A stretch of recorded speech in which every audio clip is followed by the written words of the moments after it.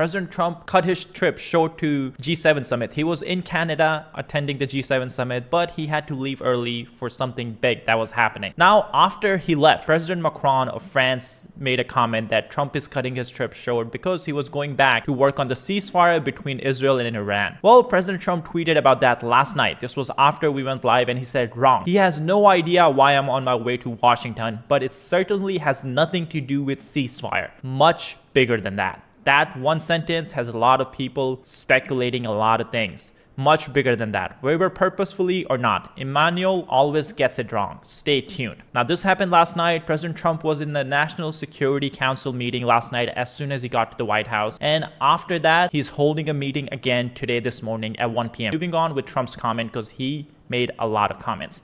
Now, first, he posted a screenshot from a message from Mike Huckabee. He is the U.S. ambassador to Israel. So he's in Israel actually, and this is the message he sent. Now, it is a long message, but I want to point out some important sentences in here. No president in my lifetime has been in a position like yours. Not since Truman in '95. Now, it's important to point it out because it was President Truman during the end of World War II who decided to drop the nuclear bombs in Japan on Hiroshima and Nagasaki. Now, the ambassador is comparing the decision that President is mulling over to the decision President Truman made back then. Definitely something big is coming. If you put this together with what Trump said last night, you can see why a lot of people are expecting US to enter this war. And not just enter this war, I think the US is going to enter with a bang. We have a lot of news. When I say bang, I'm really talking about the B-2 bombers that are going to go after the nuclear facility Iran has underground. That's what people are speculating, and we'll get to that in just a second.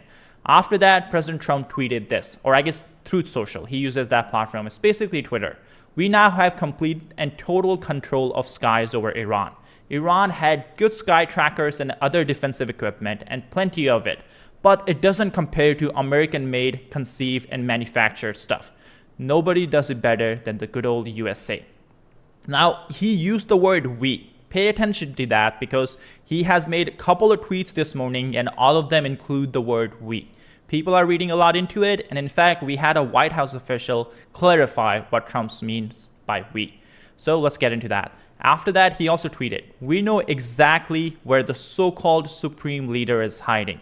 He's an easy target, but is safe there. We are not going to take him out. He clarified, kill.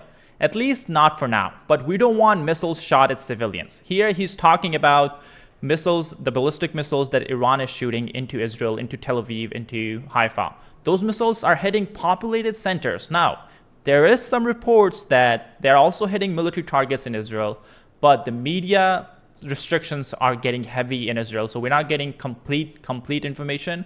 But there's some reports coming from some people who are not just full-on pro-Iranian that are saying that some targets they're hitting are military targets, and we can speculate how this is happening. Of course, Israel has very good air defenses. The air defenses are stopping 95% of all the missiles that Iran is shooting. But still, some of them get through. And we have seen some footage of like neighborhoods, the whole block getting wiped out by one ballistic missile. So definitely a sad thing. But we also saw 2 days ago, it damaged a U.S. Consulate. Not an embassy, consulate. I got it wrong last night. I said an embassy, but it damaged the U.S. Consulate. No U.S. citizens or U.S. worker was injured, but the building was damaged. Another thing, I think they also damaged the oil refinery, one of the largest oil refineries Israel has in Haifa. So some of these missiles that Iran is sending, they are hitting the target. But the other side is many people are speculating that Iran is running out of their stockpile of the missiles they have. Because every single wave after the previous one, Iran is sending less and less missiles. They are becoming more successful because many people are speculating that instead of ballistic missiles, they're using hypersonic missiles, which are harder to stop. But they're sending less and less missiles. That could be a good news, could be a bad news. We don't know. We don't exactly know. This was the bombshell President Trump dropped before he walked into the National Security Council meeting. You guys can see the timestamp. I don't know if you see it.